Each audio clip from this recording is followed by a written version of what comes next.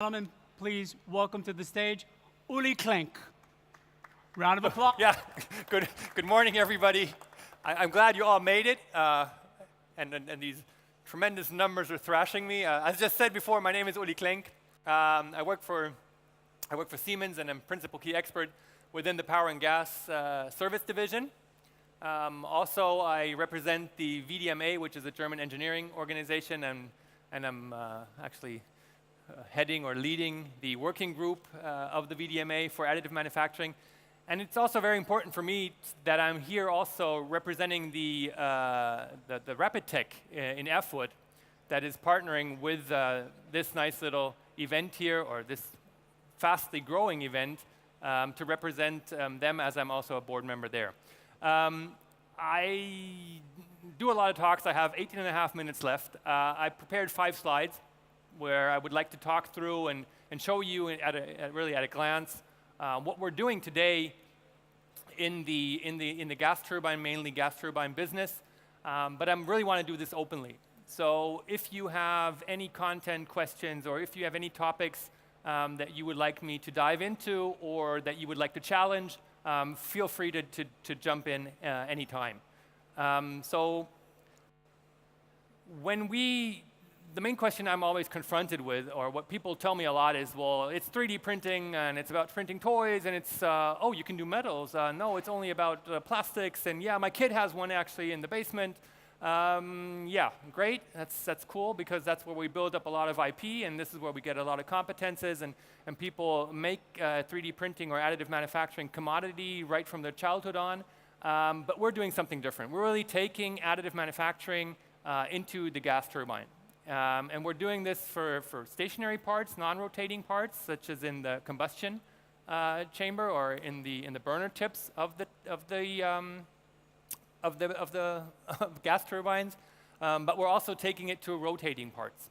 And the compressor itself is fairly easy. It's kind of cold there. It doesn't get up to 1,500 degrees. It's fairly chilly. And on the other hand, we have the turbine part, where it gets really hot. I mean, we come up to 3,000 degrees. Have rotating parts that have 11G pooling on them. I think that's a little bit of the king class. And we're also taking it there. We're not talking about the plastics. We're talking about high, super high, nickel-based alloys in Inconel, and not only 718. 718 is wax. So that's what we do. That's what we take it. And we really believe we're not doing it because additive manufacturing is a cool technology. For us, sorry giving you so much reality. For us, additive manufacturing is just another lever. We are using additive manufacturing as a common, and for us it is today an established common way of producing. There are some hiccups, there are some homework to do, but for us it's just another way of producing. So we use it to actually increase the efficiency, and I'll show you some examples for that, of our parts, of our burner tips. We also enhance the durability, the lifetime, of the parts, and thereby simply reduce the downtime in service. So we use it along the entire gas turbine, from combustion to turbine, but we also use it along the entire value chain. So we use it in R&D, rapid prototyping. We can really, just to give you some numbers, we can reduce our innovation cycles from 5 to 2 years, which is not too bad. We also use it for tooling, so we come up with better tools. The tools increase our productivity and just enhance or increase our right first time. We use it in production itself, so we can really realize these generative designs, these nature-based bionic designs. And we can also do individual mass production and production on demand. And that's what we also do in services.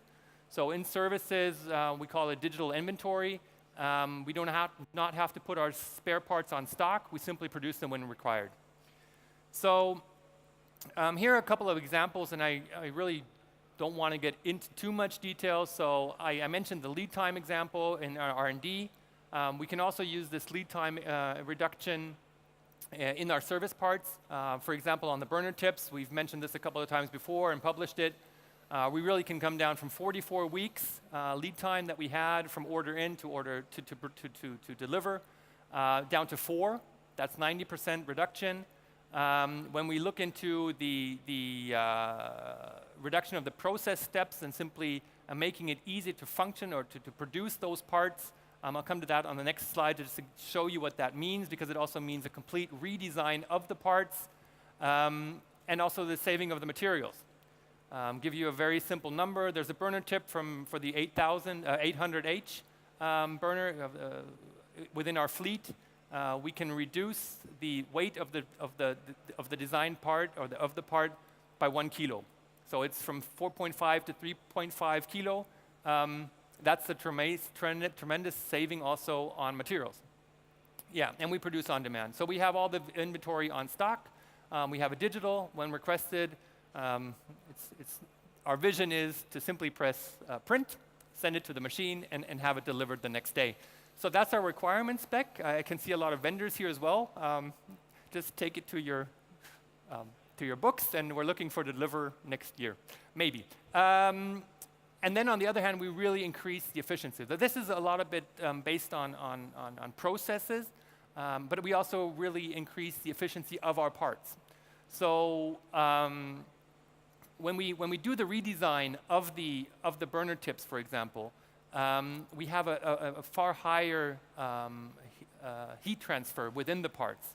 And this enables us, for example, to find parts where we do not, or find spots that we do not have to coat anymore, which is another benefit. So through these lattice structures and enhanced cooling channels, we can also go higher temperatures, and higher temperatures again mean higher efficiency in the turbine. When we do these readjustments or new designs of the air and also the fuel or the gas channels, we can improve the mixing of the fuel and the oxygen, and that again also increases the efficiency of the burner tip or the turbine itself. Very simple. If you put less fuel in, you have less CO2 coming out, so you have to pay less on the emission fees. And that's what we can enhance through structures that we cannot realize in other traditional production method, but only with additive manufacturing. And then it's not a bug, it's a feature. Additive manufacturing, we all know the surfaces that come out, and we all know that there has to be some post-processing on the parts. But in this case, it's actually a feature, because the roughness of the surface also allows us to apply the coating a lot better. And it's not a bug, it's a feature. And then clearly, we can use a lot of new powders and new materials that are unweldable. Well, now we can actually function them, and we can work them, we can use them, and we can bring them into our product, not because we like new materials, but we can then, again, build better and higher parts with higher efficiency. Any questions on that so far? Okay, so this is the example, and this is where you can really clearly point out how really things turn out to be. Let's get a little bit orientated here. So what we did is, as I said before, by simply redesigning the parts, and you can see it's basically the same part. It fulfills the same use case. It actually is an enhanced part. It's a better part. We came down from 12 machine parts to one single part. We simply print the entire printer by itself. And as said before, this front tip right here has to be coated. In the new part, and due to the enhanced cooling structures in the front, we do not have to coat it anymore. And that reduces our lead times as well, and enhances or makes the production a lot easier. As you can see right here, the pilot gas is actually an external feed. Right here, it goes into the burner tip, and it's being printed into it. As I said before, it was 26 weeks. Now we're down to 3, and the weight also down to 3.5. And this is a very, very nice and neat example that we disclosed and that we're communicating. We have several more in our portfolio, but this one really is a standout example that makes clear. The question always is, why are you pushing us vendors so hard? Why are you giving us such a hard time on the materials side? Why are you why do you want to have this full transparency throughout the entire build setup, through the entire build stream or production? What's behind it? Well, we want to take it to products, and to come to these products, they all have to be certified, and we can only come to these certificates if we have accessible and full transparency through the entire build process. And that's actually not where we want to stop. So we want to increase the transparency on the machine itself. We want to come to closed loop control on the machine, and we want to have these machines accessible globally.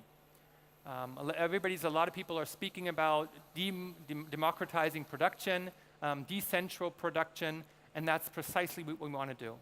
We want to reduce the logistics behind the parts. We want to also reduce the CO2 footprint of the parts by going local. When we have our power plants all over the world, we want to have a flexible, maybe container-based platforms that we can set up on the customer side, and then we can produce on, and even take out those delivery times, and we can produce at the customer on demand. And if we want to do so, there's a lot of homework to do. We have to have a data security sending the data to the production site. Then there's also a lot of legal stuff that we have to take care of, that we have to solve. How are we gonna deal with export controls, and how are we gonna deal with data security? How can we make sure that the parts are produced exactly where we want them to be produced, precisely as many times as we want them to be produced? And how can we also ensure the quality? How can we make sure that exactly the part we specified in the quality and certifications that we certified is also produced on site? So we need accessible machines. We need open machines that we can really monitor throughout the entire building process. And it's not only about the machine. We also have to look into the pre-processes. We have to look into the build process itself, and then we have to also look into the post-processes, such as the cooling process, the powder removal, the surface finishing, the hipping, and so on. And for us, this entire process is additive manufacturing. When we speak about additive, we do not speak about only the machine itself, but we speak about the entire process that belongs to it. And then we also need the competences behind it. So this is all really additive manufacturing. This is all hardware-based. This is all, production view on the topic. But we also need the competences and the know-how behind it. And this know-how also, it does not only apply for the design itself, for the material itself, then also for design, I said, the production, but also for things like BA, so the business administration, also the lawyers. How do they deal with the new topics that are coming up? How do you calculate a business case for additive with all these benefits in it? What do you have to learn to do so? And I think it's in primary and secondary, and also in college and university in levels, where we really have to take this if we want to come down to democratizing the production. It's not only that we need the technical solution for it, we also need the entire competence ecosystem to drive this. And then if we want to set this up and we want to really democratize the production again, it's the competences on one hand, and the competences themselves also have to be standardized. And our idea, and this is what we're driving it together with our partners, and I know that there's some talks on it today as well. Standards seem to be a very boring thing. But standards basically are probably one of the most important things we have. And it's not that standards dictate us, but we create the standards. So even on one hand, for example, for the competences, it's, as a user, it's nice to know, or if you really, even from applying or also from a hiring perspective, it's nice to know what the people are capable of doing and how good they are. And if you're a good guy and you can apply with your best marks and best certificates to a hiring company, it probably will increase the chances to get in. And on the hiring perspective, it's always good to know how good he was. And it's also the same for the standards on the machines. If we know, and if the machines are standardized, and we know what kind of class of machine we're buying, and we're taking into our production, then we can come to, let's say, standards, and now you can tell that I'm very close with Karl Brancher, as in the semiconductor industry, and it truly is a tremendous overlap. I like to also take the analogy of the pharma industry a lot, where you have filling machines, you have all kinds of different machines, and they are so far standardized and open and specified that they perfectly link into a complete production chain. And if we have these standardized production chains or value flows with the defined interfaces and the data that has to be made available and has to also be influenceable of the product or of the user, myself, if I want to produce wherever, then we can come to fully democratized, open production sites that will allow us to really reduce the CO2 footprint of the parts and to reduce the downtime of the power plants and the turbines, or the turbine specific, and that would basically, in putting it to a larger context, also reduce the global emission dramatically. And that's what we're actually pushing for. We're not pushing for, we want to have whatever Hust X in a XYZ machine and build it in a chamber of. Yeah, that's what we have to do. But what we, at the end of the day, really want to achieve is a concept, as I just pointed out, to really reduce the CO2 emission globally. Thank you very much. That's about it.